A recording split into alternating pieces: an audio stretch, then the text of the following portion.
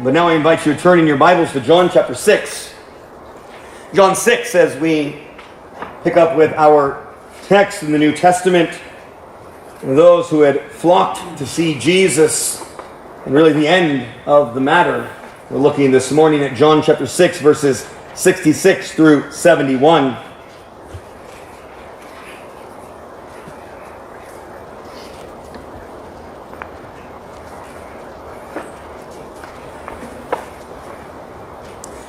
I remind you that this is the Word of the living God. Let us give our attention to its reading. After this, many of his disciples turned back and no longer walked with him.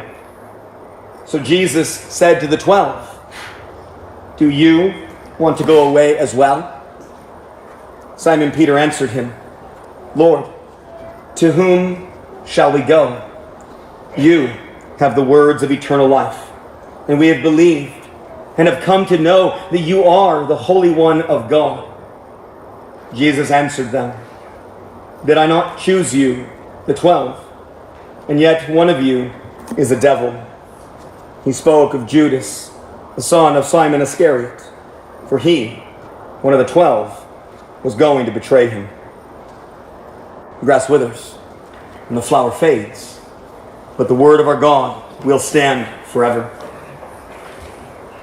Beloved congregation of the Lord Jesus Christ, we come this morning to the end of John 6. And remember that John 6 covers a lot of ground.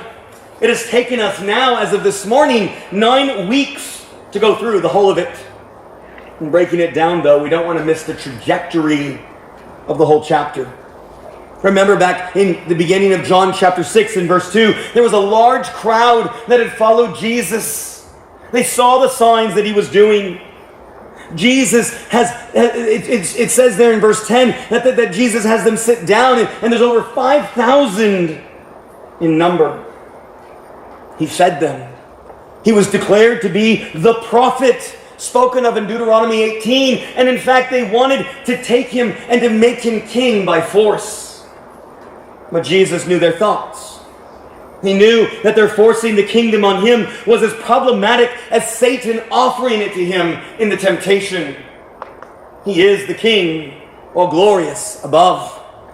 But it would be through the Father's plan of suffering and death, and not through anyone else's. And so he left, and this led to them seeking and finding him, and then he challenged them. And this is really where the chapter takes a turn. Everybody loves Jesus when he'll do what you want. Everybody loves Jesus when he is a man after your own heart, made in your image. Jesus began to challenge them. He challenged their motives. He says in verse 26, "I say to you, you are seeking me not because you saw signs, but because you ate your fill of the loaves. You're just hungry." Again, physically hungry. This led to this back and forth conversation between the crowd and at times the leaders of the Jews and Jesus. They asked him questions about what must we do to be doing the works of God. Jesus said, and this is what he does throughout this entire chapter, "You want to do what God wants? Believe in me." So then they ask him, "What sign do you do?" What sign do you do? They have just come because he's been healing people. They've just eaten of the loaves and the fishes that were multiplied miraculously. And yet they ask him, "What have you done for us now? Do some more." And so Jesus then tells them he's the one they're seeking. He's the bread of life. He says, "Whoever comes to me shall not hunger, and whoever believes in me shall never thirst," in verse 35. And they begin to grumble. And the grumbling carries on through the rest of the chapter there in verse 41. They disdain him because he's the son of Joseph. They know his father and his mother. How can he say that he has come down from heaven in verse 42? And so then Jesus says the words that will drive them away. "Whoever feeds on my flesh and drinks my blood has eternal life," in verse 54. And last week we looked at verse 60 and following, where the disciples who heard it, they said, "This is a hard saying. Who can listen to it?" But remember that Jesus is constantly correcting them. Yes, challenging them, but correcting them. He says in verse 63, it is the Spirit who gives life. The flesh is of no avail. We've taken as part of our way to understand this chapter how Moses says in Deuteronomy about the manna that was given in the wilderness, that God fed them so that they could eat, but so they would know that man does not live by bread alone, but by every word that proceeds from the mouth of the Lord. You see, the debate that looks at John 6 and has a desire to interpret his words literally as though the bread and the wine must become body and blood. It is to interpret it in this literalistic way and to make the same mistake that they made that day. It is true that Jesus speaks of his death, and he speaks of how we feed on him by faith through his words, which are spirit and life, in verse 63. Well, this morning we come to the end of the discourse, the bread of life discourse, as it is commonly called, and the end of the trajectory. Thousands in the beginning followed Jesus. They wanted the bread he provided. They wanted the miracles he did. They wanted to come and make him king by force. But in the end, it was a Messiah of their own making that they wanted, not the one who was before them. At the end of the chapter, there is Jesus alone with the 12. And even then, minus one. It's a sorrowful conclusion that proves the hardness and corruption of man's heart, and it confronts us this morning. What Jesus are we seeking? See, the theme of John 6, yes, is Jesus as the bread of life. But as we've looked at from the very beginning, it's also a theme of rejection. The rejection of God's Messiah, God's Son.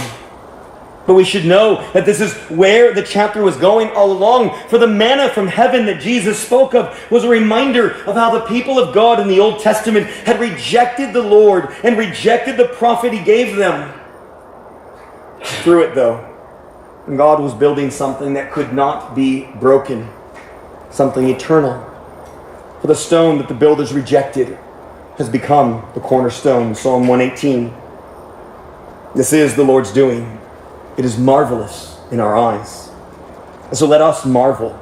Let us marvel as we consider the stone that was rejected and cast our lots in this morning with the disciples, whose response is represented by the words before us from the Apostle Peter. Let's examine our text together to see how this unfolds. First, we see those who rejected Jesus.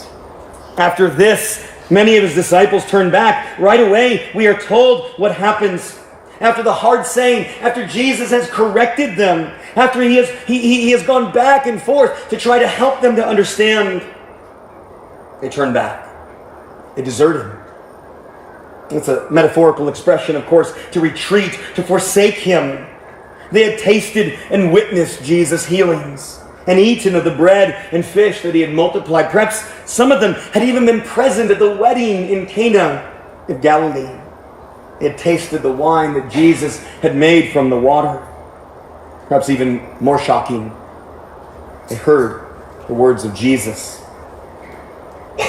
J.C. Ryle says, it must never surprise us to see and hear of such cases in our own days. If it happened in our Lord's time and under our Lord's teaching, much more may we expect it to happen now. Above all, it must never shake our faith and discourage us in our course. On the contrary, we must make up our minds that there will be backsliders in the church as long as the world stands. The sneering infidel who defends his unbelief by pointing at them must find some better argument than their example. He forgets that there will always be counterfeit coin where there is true money. Surely you've known those who have appeared on the outside to be followers of Jesus, only to shrink back, to walk away, to turn away from him. It can challenge one's faith. It can challenge how one understands their own relationship with the Lord.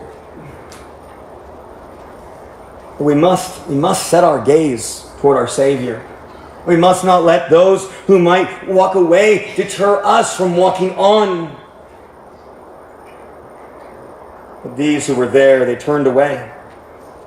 A rejection of Jesus is a common theme throughout the Gospels.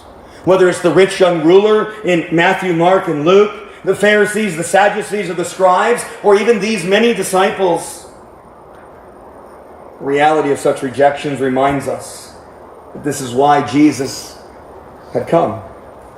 Isaiah the prophet tells us he was despised and rejected by men, a man of sorrows and acquainted with grief.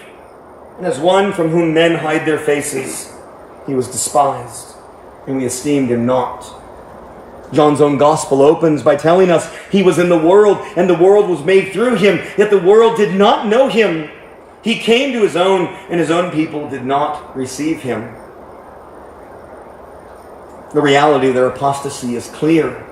Apostasy, it's that word that means to stop standing, to turn away, to walk away.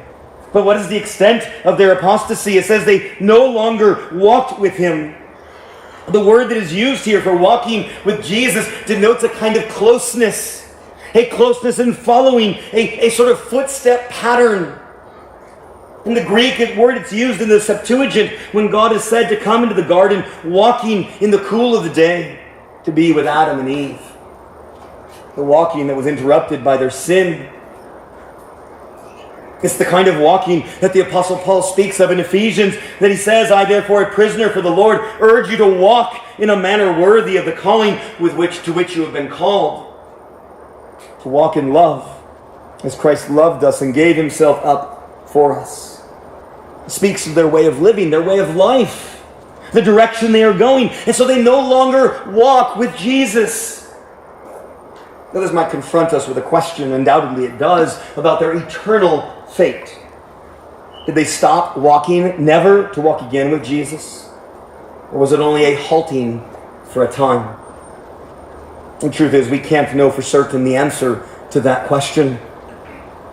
What we do know is that it's spoken of here as turning away from, rejecting Jesus. We know this because that's what Jesus will ask his disciples.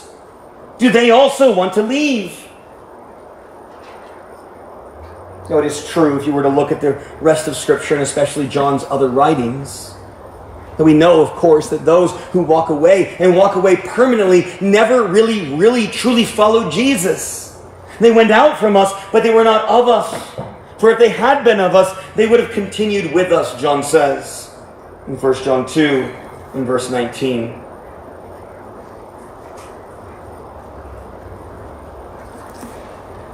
Matthew Henry comments here, he says, the corrupt and wicked heart of man often makes that an occasion of offense, which is indeed matter of the greatest comfort. And what he's getting at there is here in this chapter, Jesus is speaking of the bread of life, of what he gives, of how he gives himself to his people, that they might be nourished, that they might be cared for, they might be provided for, that they might follow after him. But here they had taken the words of comfort and turned them into words of concern, of offense. But we can say that there are many things which Christ has spoken that can cause us question or concern. There are many hard things that he has said, hard to understand sometimes and hard to put into practice always. Hard words that remind us of judgment and sorrow and suffering. When we read of these disciples who walked away over his hard words, the question to us is the same as the question that Jesus speaks to the 12. Do you want to go away as well? You can imagine the moment. Thousands have left. Over the course of John, and especially in John chapter 6, they haven't just sort of been staying in one place. They've been moving around, and everywhere they've moved around, more and more people have joined in the throng, and the disciples are there, the closest to Jesus, and of course they're part of the center of that attention. Yes, of course they're wrestling and arguing with Jesus himself, but those 12, they were the ones that distributed the food, that picked up the baskets. They're the ones who were nearest to Jesus. So there they are at the epicenter of a movement that's ready to explode. And what happens? Well, just like the crowd didn't come instantaneously, surely the crowd didn't disperse instantaneously. There likely would have been a large portion of people that left at first, and then it would just dwindle and dwindle more and more until Jesus looks, and all he sees are the 12. The people are no longer interested in hearing what Jesus has to say.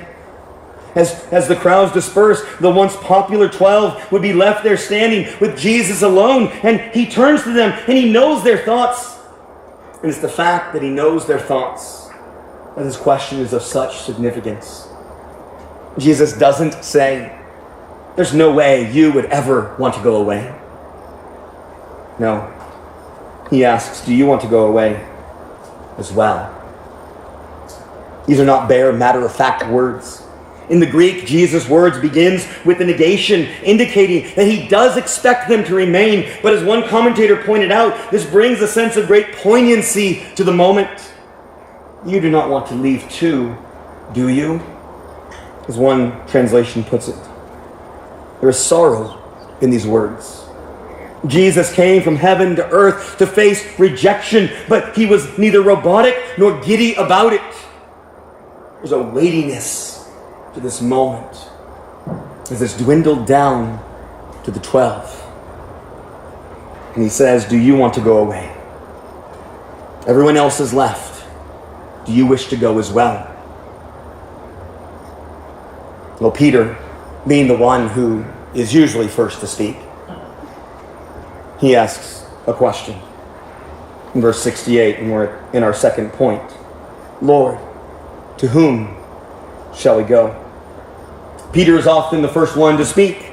In Matthew's gospel, we find the feeding of the 4,000 at the end of chapter 15, followed by Jesus being rejected by the leaders again. And this leads to an exchange in which Peter once more plays an important role, as he says that you are the Christ, the Son of the living God. In light of that, and in light indeed of the moment that is here, we ought to understand that when Peter says, "Lord, to whom shall we go?" that Lord, it is not the polite sir. It is not the polite way of approaching a rabbi. That word, Adonai, that word is filled with everything that we would understand from the Old Testament. Lord, God, the one with all authority, the one with all power, the one who has everything and who is over everything. Lord, to whom shall we go? Peter asks. Peter's prominence here and elsewhere should not prompt us to put him on a pedestal, for he too will deny Christ before it is all done. But he speaks truly here, undoubtedly under the inspiration of the Spirit of God. To whom shall we go, he asks. There is nowhere else. There is no one else if we would be saved. This is the Bible's message from cover to cover, that we must be saved if we are to have hope in this life and in the life that is to come. As one commentator puts it, true Christianity undoubtedly has its cross. It entails trial and persecution. But to whom shall we go if we give up Christ? Will we flee to unbelief? Will we flee to some other religion? Will we flee to worldliness or rationalism? Will it give us anything better?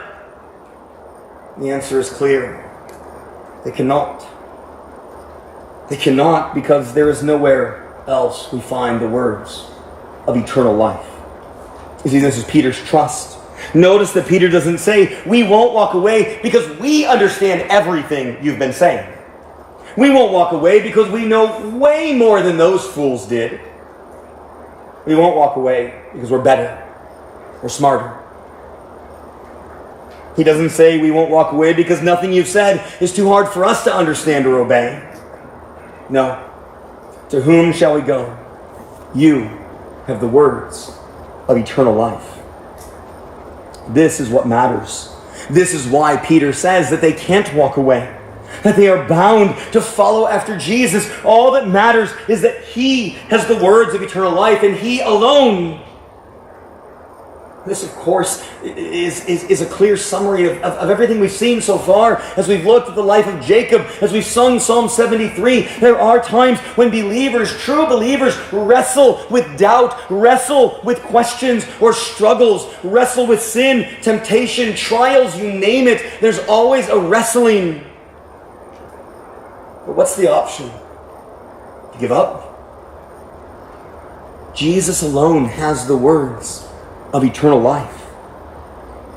This doesn't mean, of course, that Peter is saying that Jesus has some kind of secret ideas that they need to stick around for. There's more information that they need to get out of him before they can move on and start their own thing. No, it's all wrapped up in who Jesus is, his message, and his person. Jesus alone has the words of eternal life. Because Jesus alone is the one who saves. The gospel itself is centered on the person and work of Christ, and it is the gospel that is the power of God to salvation for everyone who believes, the Apostle Paul says in Romans in chapter 1 and verse 16. He has the words of eternal life. And look what Peter declares in verse 69. He says, "And we have believed and have come to know that you are the Holy One of God."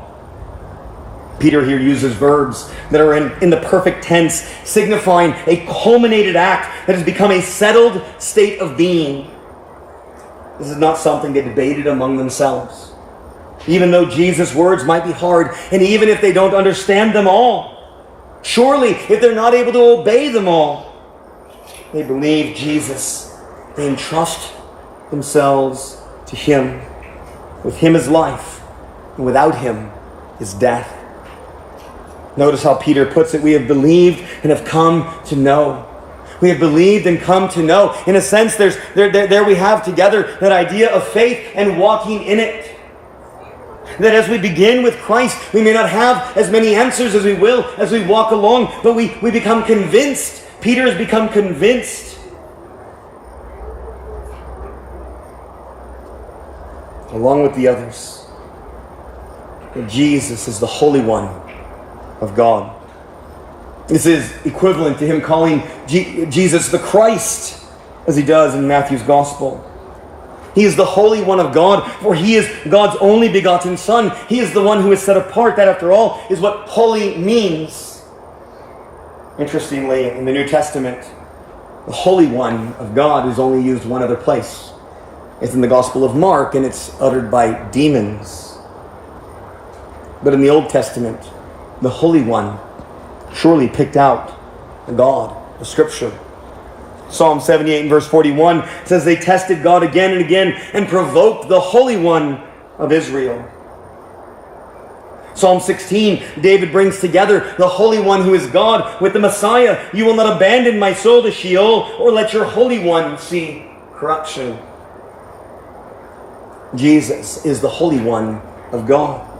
And as the Holy One of God, then it's his words that are center. It's following him that matters. Where else can we go? He alone has the words of eternal life.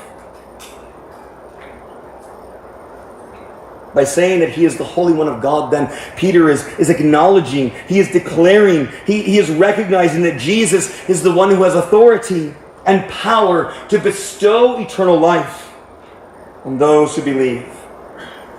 And here is Peter then, casting in his whole lot with Christ. It's not a matter of just taking a chance with Jesus.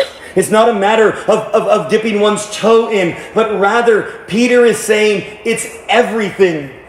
That Jesus is everything. As the Apostle Paul will later say in 2 Timothy 1 and verse 12, "I am not ashamed, for I know whom I have believed, and I am convinced that he is able to guard until that day what has been entrusted to me." It's everything. This is what Peter is getting at here. This is the moment where Peter turns to Jesus and says, there's no place else to go because you have the words of eternal life. Beloved, this is the question before us this morning. Where else would we go? He has the words of eternal life. our salvation, our hope, everything that we have and all that we are and all that we desire are wrapped up in Christ our Savior.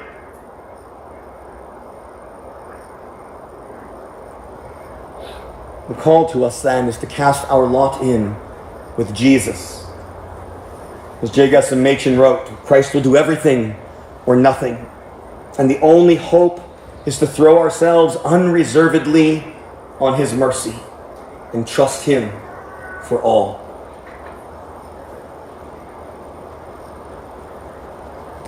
We are called to cast ourselves into the arms of our Savior, into His mercy, into His love. And as one Puritan said, if you're going to perish, perish there.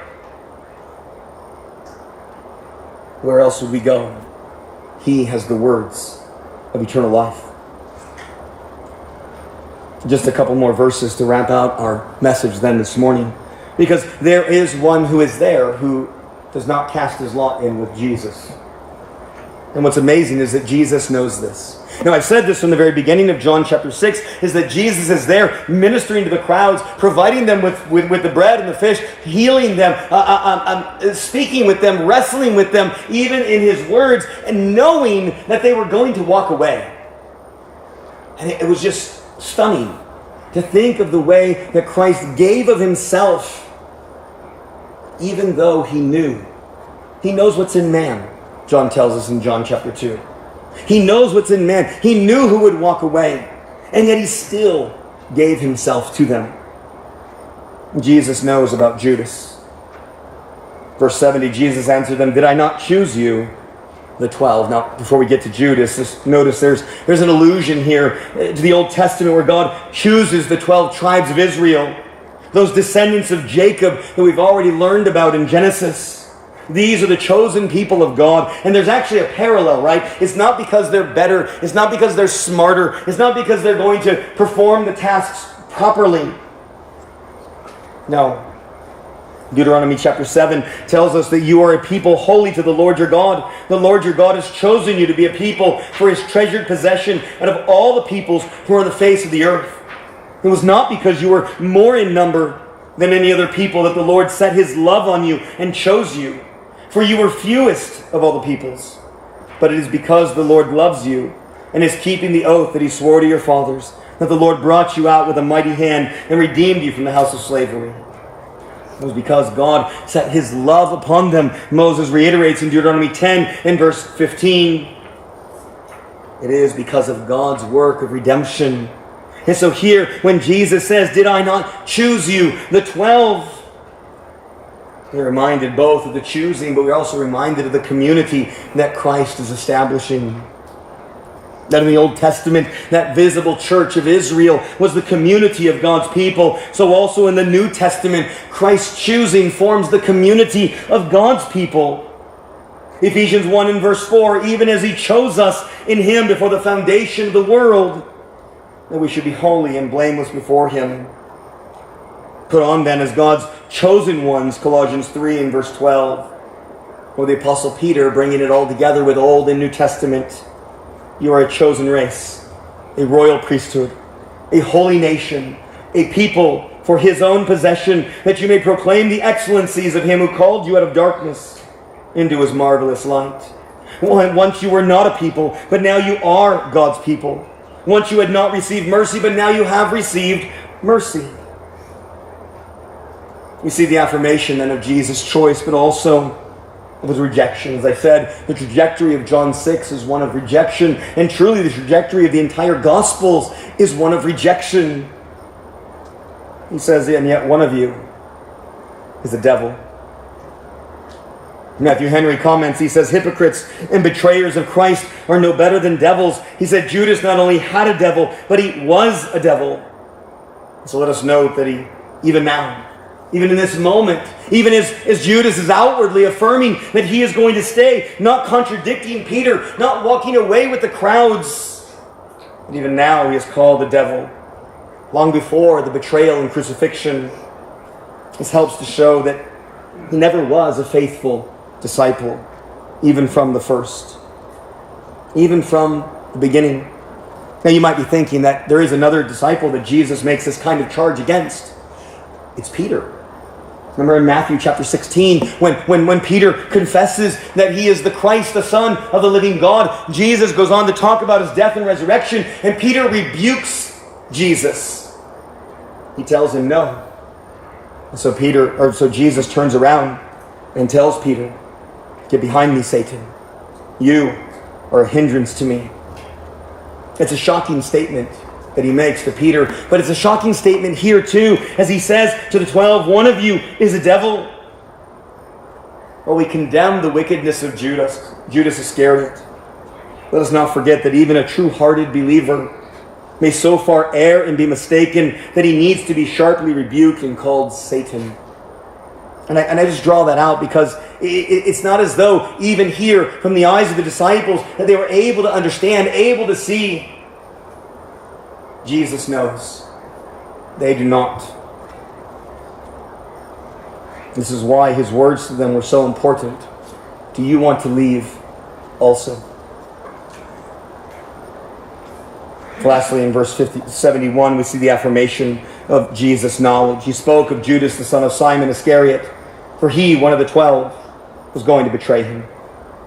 You can imagine that Judas was there, listening to the words of Jesus, hiding it all along. Like the disciples who heard the words of Jesus but walked away, Judas heard the words of Jesus clearly. J.C. Ryle again writes in his commentary, "All is not gold that glitters. All blossoms do not come to fruit. All are not Israel which are called Israel. Men may have feelings, desires, convictions, resolutions, hopes, joys, sorrows, and religion, and yet never have the grace of God. They may run well for a season, and yet break down entirely after a time, go back to the world, and end like Demas, Judas Iscariot, and Lot's wife." Those are hard words from J.C. Ryle, but important ones for us to remember, not because the goal here is to make us so introspective that we doubt everything about ourselves. Of course, we're going to doubt ourselves. The truest believer this side of glory knows your own wrestlings, knows your own sins and your sorrows and your suffering. The point is that we cast our lot in with Jesus, for he knows everything. He knows those who are his. He knows those who call on him in faith. He knows what his people have done. He knows his disciples. He knows our sins, our sorrows, our sufferings, because he came from heaven to earth to redeem us from them. This should drive us to Christ anew, that we might confess with the Apostle Peter that Jesus alone has the words of eternal life. Wherever we might struggle with God's word, let us struggle, not to deny, but to think his thoughts after him, to see light in his light. Our chapter ends. Jesus had been surrounded by thousands, but left with a few. One of the questions asked, oftentimes, is Jesus a failure? The truth is, he is not. He has come to save his people from their sins.